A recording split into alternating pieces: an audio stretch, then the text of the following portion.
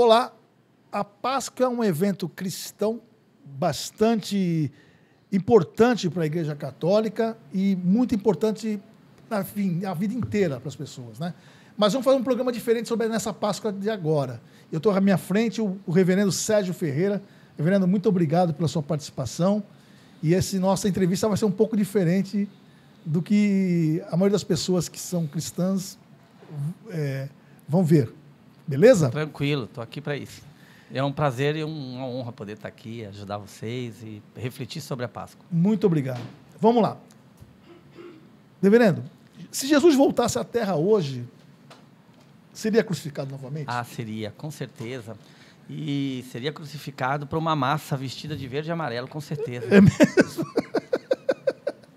Por quê?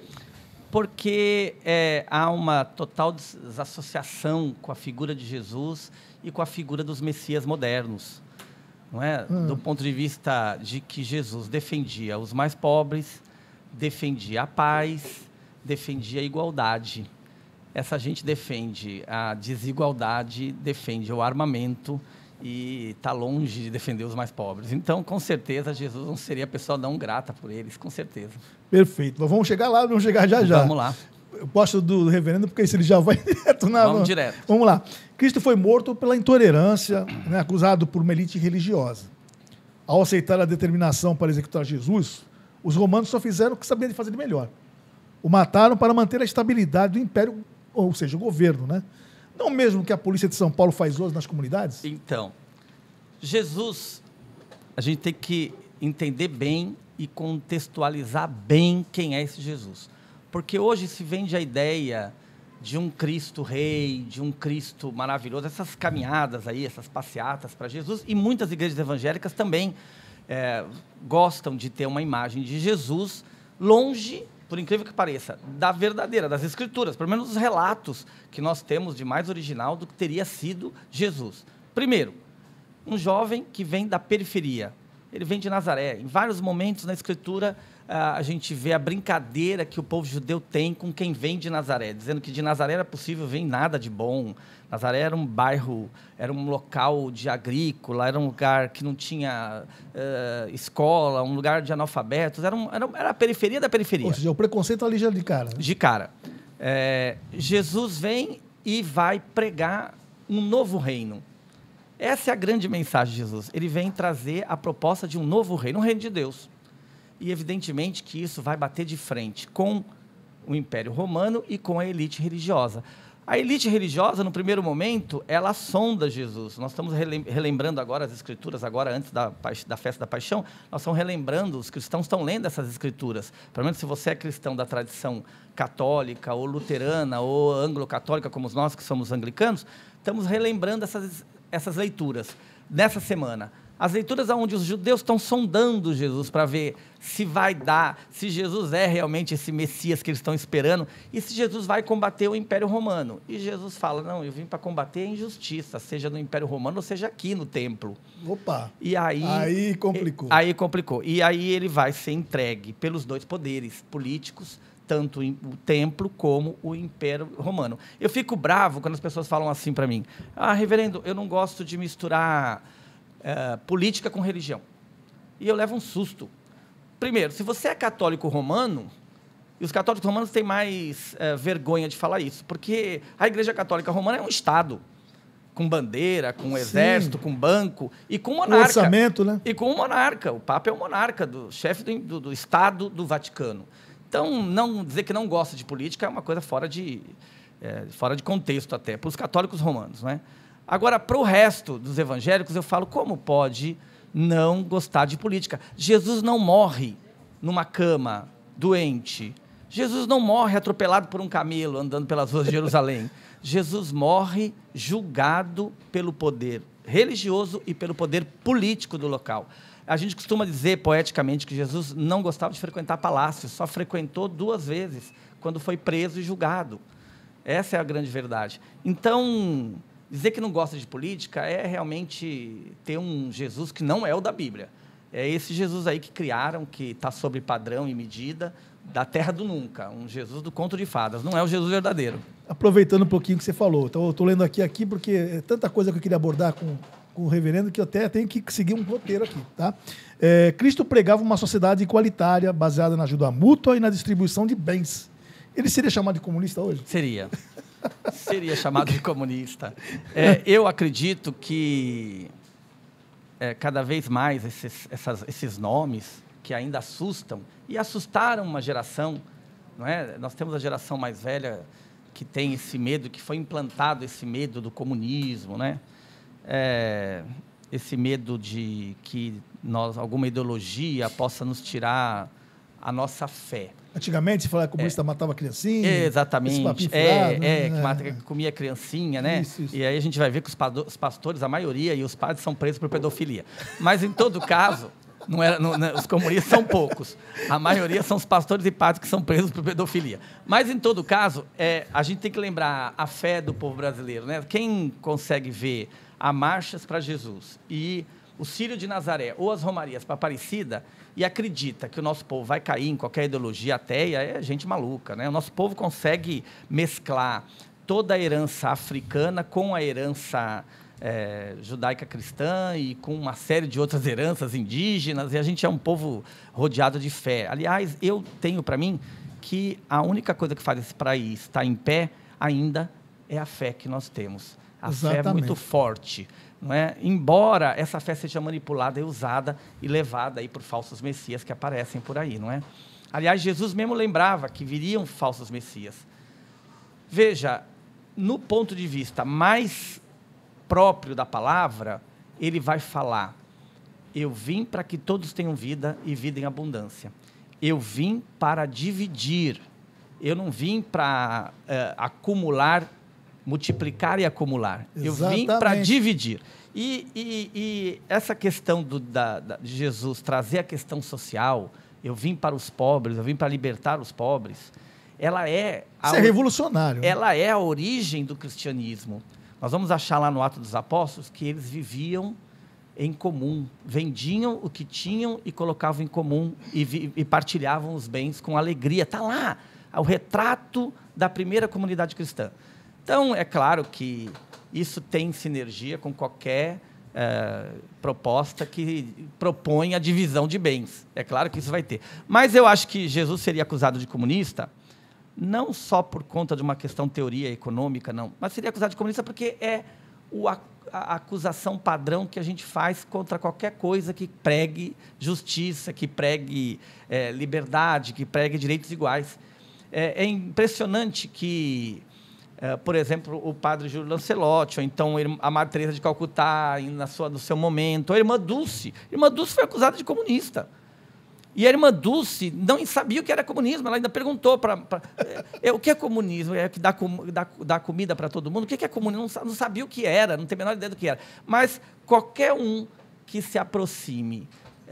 De Jesus, do caminho de Jesus? Do caminho de Jesus. E de dar, na verdade, de questionar a justiça que nós temos hoje, de questionar, peraí, eu não tenho dinheiro para pagar as contas do mês, está faltando para o meu mês, está faltando, às vezes, para o meu básico. E tem gente passeando de iate, essa conta não fecha. Essa conta não fecha. Principalmente se esse país se diz cristão. Que Jesus é esse? Não é? E aí, nesse aspecto, a gente fica até com vergonha, porque os irmãos muçulmanos, na verdade, são muito mais coerentes do que nós em muitas coisas. E outro dia, conversando com um muçulmano, ele dizia para mim: é engraçado que nós não temos problema de querer ir para o céu, nós queremos ir para o céu. Às vezes até adiantamos. Os cristãos não, eles falam muito de Deus, gostam muito de Jesus, mas ninguém quer ir para o céu, não. Quanto mais ficar aqui na Terra, melhor. É isso. Você tocou num cara, numa pessoa, eu falo um cara, não é com desrespeito, mas uma pessoa, uma figura importante, o padre Júlio Lancelotti, faz um trabalho violento com as pessoas em situação de rua, né? E é engraçado que ele está sendo crucificado pelos religiosos e defendido por ateus, é isso mesmo? É bem o que aconteceria com Jesus. O padre Júlio foi um grande professor na teologia, ele é um querido na igreja, o Papa o reconhece como um fiel cumpridor do Evangelho, o Papa o reconhece como um modelo, né, do sacerdócio que esse Papa, inclusive, quer ressaltar, como alguém que não está muito preocupado com regras e teorias, mas sim com a sobrevivência da vida. Isso. São pessoas que morrem na rua por total desacaso. Tudo bem, não estou aqui julgando como fez aquela pessoa chegar na rua. Se foi a droga, se foi uma desilusão, se foi a desestruturação econômica, mas ela está na rua. E isso deveria nos causar escândalo. Isso sim nos deveria causar revolta. Você pode ver a pauta evangélica. Ela é todinha moralista. Ela é contra o gay, ela é contra isso, ela é contra aquilo, não pode isso, não pode aquilo. Mas peraí, a primeira coisa que deveria escandalizar nós cristãos eram os pobres na rua. E, nesse aspecto, o padre Júlio sai na frente, porque ele não esperou muita coisa, ele catou o próprio pão que tinha e chamou a comunidade, pegou pão velho e fez pudim de pão. O começo do padre Júlio é trabalhar com o pouco que tinha, e, como o milagre da multiplicação de Jesus, ele multiplicou tanto que hoje a obra dele está aí. Acusado pela direita desse país, que deveria se envergonhar, porque, independente da religião, ele é respeitado por quase todas as religiões. O padre Júlio tem o apoio dos muçulmanos em São Paulo, tem apoio dos espíritas, tem apoio de qualquer religião. Qualquer pessoa que tem o menor senso de divino vai reconhecer na obra dele, vai lá visitar a obra dele e ver que ele está cercado de pobres, fazendo das tripas coração para dar alimento para os pobres. A obra do padre Júlio Lancelotti vai ser agora deflagrada nessa CPI vergonhosa que os vereadores de São Paulo estão fazendo. E vai ser mostrado que 80% é sustentada pelo Vaticano, por uma doação direta do Papa Francisco. 20% é da arrecadação dele lá, com a Arquidiocese de São Paulo. E vai mostrar o quanto correto ele é. E aí tentam pegar com questões extremamente maldosas, caluniosas, de acusá-lo de coisas que são extremamente inverídicas, já foram provadas que são inverídicas. Exatamente. Agora, é engraçado. Se assemelha a quem? Quem é que foi acusado de falsamente? Quem é que foi crucificado falsamente? Então, a última vez que eu estive com o padre Júlio, eu falei, padre Júlio, vai vir agora uma multidão para pegar o senhor aí na esquina. Ele falou, você acha? Eu falei, acho. E ele falou para mim, mas é uma multidão de pobres? Eu falei, não, vai vir uma multidão de verde e amarelo. E ele falou para mim, pois mas nós resolvemos seguir Jesus. E seguir Jesus é passar pelo Calvário. Então, ele está tranquilamente continuando a vida dele, sabe que depois da cruz vai vir a ressurreição. Exatamente, e acontece muito parecido com o que parece o Papa Francisco, né? Que é só ele se pronunciar por alguma coisa que foge da pauta de extrema-direita, que é taxado de tudo quanto nome, né? Chama ele de tudo, né? Nós temos um diálogo muito ecumênico com a Igreja Romana, nós anglicanos. Eu acho que o Papa Francisco tem um carinho especial pelo arcebispo de Cantuária, e o arcebispo de Cantuária pelo Papa Francisco. A gente vê pelas fotos, pela maneira como eles se acolhem, como se oram juntos, como um abençoa o outro. O Papa Francisco é, na verdade, uma figura do século. Eu tenho muito carinho pelo Papa Francisco. Ninguém é perfeito. Ele tinha que ser argentino, paciência.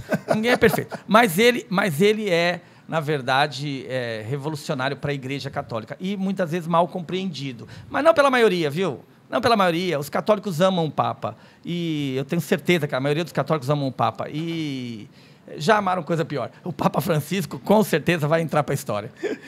Vou tocar num assunto que vai chocar muita gente, né? O papel de Maria Madalena foi diminuído, na minha concepção, sou um leigo, né, por uma igreja machista. E eu já li sobre isso, e vi um filme muito bom sobre a história dela, que ela era a principal, talvez o principal confidente de Cristo, né?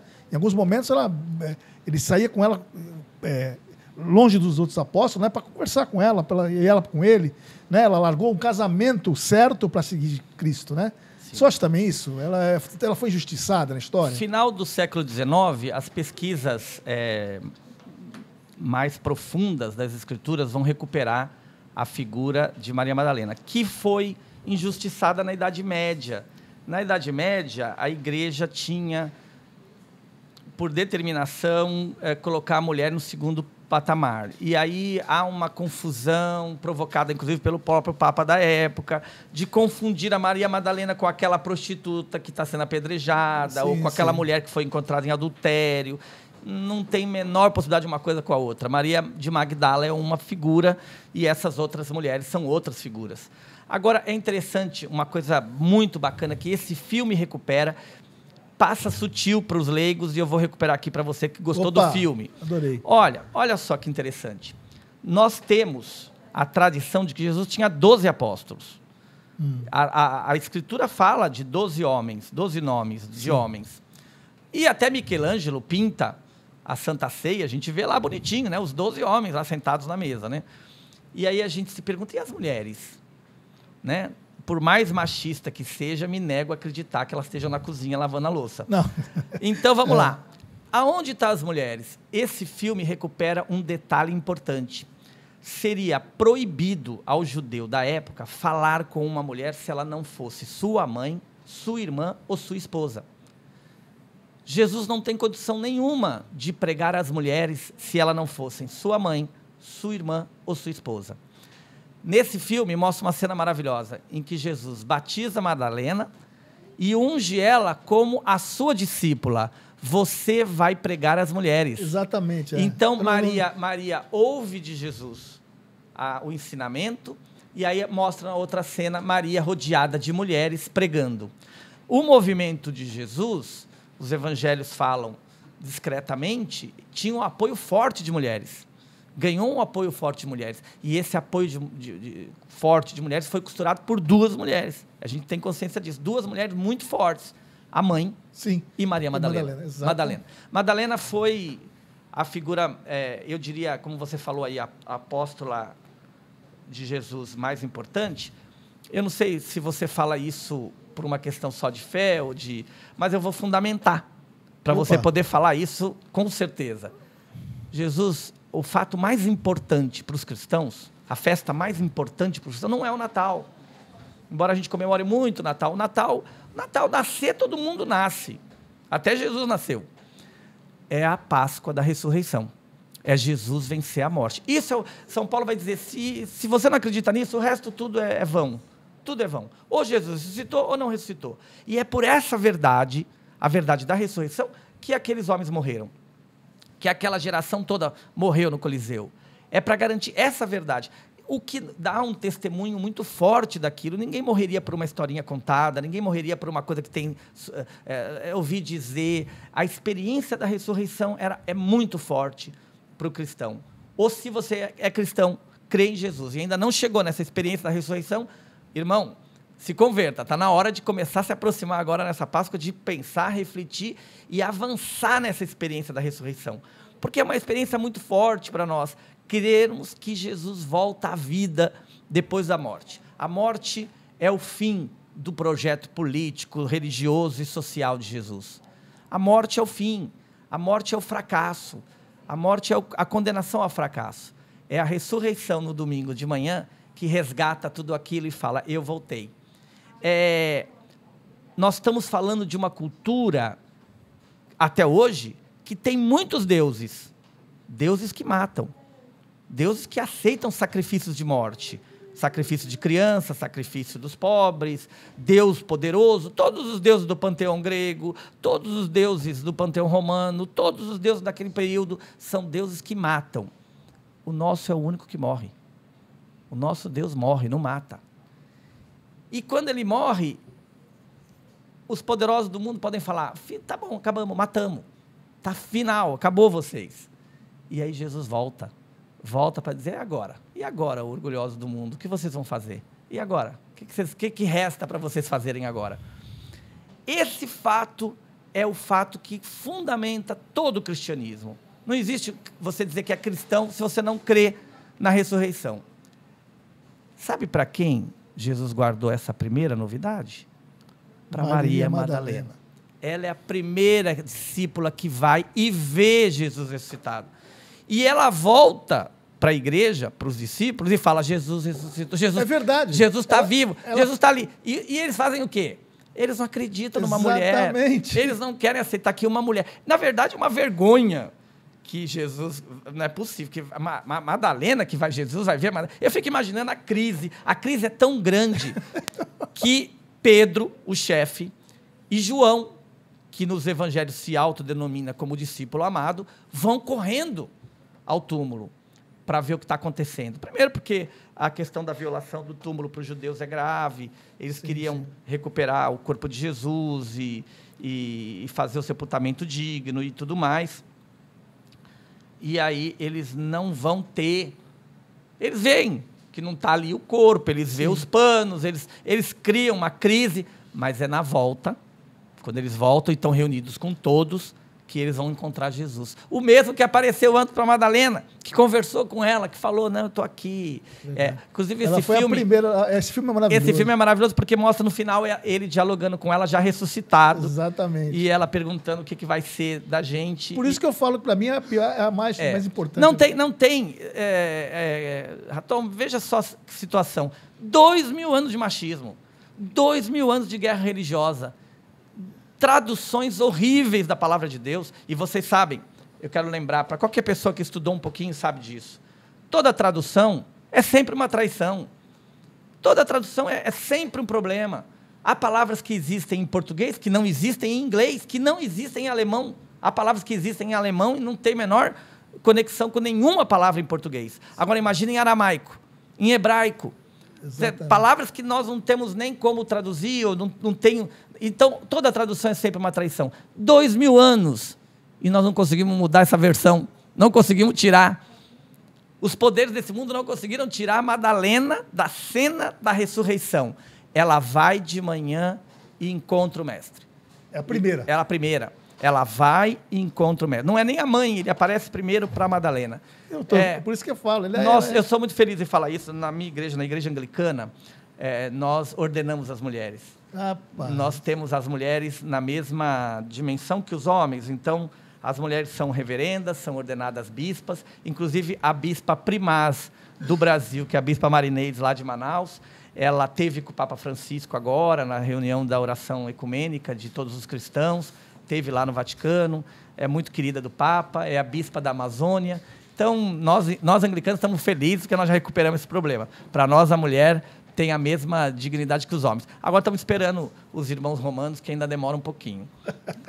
Bom, dá para falar com você aqui horas e horas, mas eu vou entrar num ping-pong aqui para a gente encurtar nosso programa. Vamos lá. Bom? É aquilo aqui, você concorda e dá uma pequena explicação bem curta sobre o que você acha. Vou tentar. É certo seguir o Velho Testamento e organizar marcha para Jesus? Não. Menos Moisés. Menos Moisés, mais Jesus. Carro com adesivo propriedade de Deus. Tem lógica? Tem se você doar o carro para a igreja. A igreja e comércio podem andar juntas? Eu acredito que não, mas também não quero acabar com a falência do comércio. Eu acho que não. Acho que andar juntas não, mas dá para andar paralelo. Estado e religião. Estado com relação a governo. Eu acredito no Estado laico. Porque o Estado laico vai garantir que todas as religiões possam coexistir. O Estado de uma religião só, ele vai ser usado com violência contra as outras religiões. O Estado laico é o único que garante que você tenha a sua religião, que você tenha a sua fé, que você a professe com dignidade, sem nenhum tipo de atropelo, com liberdade. Quem apoia torturador pode comemorar a Páscoa? Só se for a Páscoa do inferno, sei lá do quê, a Páscoa essa gente não tem a menor lógica. Eles olham para Jesus torturado, eles olham para Jesus crucificado na sexta-feira da paixão. Há que lembrar, só para a gente lembrar rapidamente, era a pior condenação à crucificação. Porque ela em si inclui a morte e a tortura. Exatamente. A pessoa ficava pendurada lá dias e dias, tentando respirar, e ela morria quando as forças dela acabavam. De tal sorte que Paulo, na hora que é condenado à morte, ele puxa a carteirinha dele, a certificação dele de romano, e fala, eu sou romano. Porque os romanos não eram crucificados. E aí ele é decapitado, ele prefere ser decapitado do que crucificado. Vai vendo. Porque era a pior pena que tem, era a pior pena de tortura. E aí acho bonitinho essa gente com crucifixo no pescoço apoiando o torturador. Aí é uma total, né? Vive na terra plana. O pessoal da terra plana não... Quem pratica aporofobia e higienismo é cristão? Claro que não. Claro que não. Ter medo de pobre, ter medo do diferente, ter medo do... É a falta de total desconexão com a realidade, não é? Eu acho assim, a nossa maior escândalo, se nós tivéssemos hoje que pensar, o nosso maior escândalo é o maior país cristão da América do Sul, o maior país católico da América do Sul. Todos esses políticos estudaram em colégio católico, todos eles foram formados em colégio cristão, todos eles são cristãos. Nós somos o maior país cristão. Como é que a gente consegue ter o tamanho de injustiça que nós temos? De permitir que o Pai não seja nosso e o pão não seja nosso. Exatamente. Que oração é essa que esses cristãos rezam? Porque o pão não é nosso. Está aí, ó, o pouco do pão que o Padre Júlio consegue arrecadar para distribuir. Jesus combina com armas? É uma pergunta que eu tenho que fazer hoje em dia. Reverendo, concorda? Porque é uma pergunta que tem que fazer hoje em dia. Coisa da terra plana, porque né? tem que desenhar, né? Você quer uma arma, assuma. Eu não creio em Deus. Eu creio na minha segurança. Eu creio na minha força, na minha capacidade de lutar. Eu não vou deixar as coisas na mão de Deus. Eu não vou confiar em Deus. Assume isso. Assume isso. Que aí você vai larga de Jesus de vez. Porque é usar Jesus. É usar Jesus, né? Achar que Jesus tinha uma arma, que Jesus... É um absurdo, é gente que não está totalmente desconectado com o próprio evangelho. Tem uma cena que o romano corta a orelha do... Pedro. O Pedro corta a orelha de um romano. Pedro com a faca de pescador, com a espadinha de pescador. Corta a orelha do soldado na prisão, é um dos relatos da prisão de Jesus. Jesus ainda cura o soldado e ainda briga com Pedro e fica bravo. Né? Em momento nenhum você vai ver Jesus pregando. E Jesus tem uma frase ótima para isso, né? Jesus fala, Moisés ensinou que é olho por olho e dente por dente. Eu vos ensino, amai o vosso inimigo. Perdoai aquele que vos ofende. Essa é a revolução de Jesus. E o olho por olho e o dente por dente, nós seremos o quê? Todos cegos, uma nação de cegos e de bengala. Banguelas. Penúltima, Jesus combina com preconceito de cor e gênero? É engraçado isso, né? Nós estamos recuperando. Você sabia que o arcebispo de Cantuária, na Inglaterra, saiu uma resolução e eles estão tentando agora implementar, que é a mudança de alguns vitrais históricos, de igrejas históricas. E por que nós estamos mudando os vitrais? Porque não tem como uma pessoa natural do Oriente Médio, exato, daquele período, não ser negra. Não tem como. E é um fato assim, também bobo, que passa despercebido. Para onde Jesus fugiu quando houve a matança de crianças em Belém? Para onde José fugiu com Maria? Para o Egito. Porque lá ele ia passar despercebido. Agora imagina você no Egito, que é um país da África, com um loirinho de olho azul. Pois é. Ia ser descoberto na hora. Pois é. Então, quer dizer, é nítido que Jesus tinha uma cor morena, escura, era nítido que Jesus tinha muito mais proximidade com nossos irmãos negros do que com os brancos. Todavia, a igreja é culpada de toda essa história, onde a gente incentivou o racismo e prega o racismo. Em alguns países, o racismo é feito, inclusive, em nome de Deus. Claro que não combina. A última, pode-se misturar religião com política, ou seja, Deus, pátria e família? Isso é uma... Aliás, essas três palavras foram usadas atrás para tortura, né? Numa exatamente. Deus pode... Tem que misturar Jesus com política, tem que misturar. Se você vai para a política e você é cristão, você tem que levar os seus ensinamentos cristãos para a política, porque senão a gente tem essa coisa horrorosa de ver políticos, como eu falei, que frequentam a igreja, que tiveram formação em colégio cristão, e que na política, não, aqui é outra coisa, aqui é primeiro nós, aqui é pena de morte, aqui não tem piedade, aqui é quem saiu primeiro que ganha. Então, é claro que tem que misturar, mas qual política que nós estamos falando? A política dos pobres, que é a de Jesus? Sim. A política da divisão do né? Pão. Do pão. Agora, essa daí, da pátria... Deus, pátria e família? Primeiro que a maioria das pessoas que falam isso, a maioria... Primeiro, não tem pátria nenhuma, porque eles juram bandeira para qualquer bandeirinha bonitinha, cheia de estrela de país rico. Isso. Eles adoram, inclusive, a bandeirinha dos Estados Unidos. Segundo, família. Eu não sei quantas famílias essa gente tem, porque contar com as amantes, contar com as mulheres que eles já separaram e casaram de novo, então é uma hipocrisia só, né? E propriedade. Não, propriedade não. Deus, pátria e família. Deus, pátria e família. É que antigamente tinha propriedade, que era a única coisa decente, coerente deles mesmo. Eles queriam defender a propriedade. Isso eles são bons. Mas, na verdade, família, a maioria a gente está vendo por aí que não tem respeito nenhum pela mulher, não tem respeito nenhum pela família. Então, eu acho que é hipocrisia. A política de Jesus vai mais do que pátria, família. A política de Jesus vai para justiça para todos e pátria para todos. É isso aí. Obrigado, reverendo Sérgio Obrigado Ferreira. a vocês. Muito obrigado mesmo pela sua participação. Eu desejo uma ótima Páscoa para você, para sua família. Você que está nos ouvindo, reúna com a sua família no domingo de Páscoa. Comemore a ressurreição e a vida. A vida venceu. Nós já vencemos a pandemia, vamos vencer várias pragas que nós temos por aí. Já vencemos 2. Porque se a gente contar direitinho, nós vencemos 2. Uma praga nós vencemos com a vacina e a outra com a urna. Então, nós estamos conseguindo. Nós vamos sobreviver. A vida vencerá. Comemore com a sua família, faça uma oração, divida um pouquinho, sobrou um pouquinho de comida. Eu sei que tem gente nessa cidade, chamada de Santos, que tem tão poucos santos, que às vezes tem que vomitar para poder comer de novo. Divide um pouquinho. Um morador de rua que está ali, não julgue, não queira saber por que ele chegou ali. Divida o seu prato, faça a sua parte, divida o pão, para que a gente possa ter pai. Porque o pai só vai vir e só vai ser nosso se o pão for nosso todos. Amém. É isso Boa aí. Páscoa. O Entrevistas fica por aqui. Até o próximo. Tchau.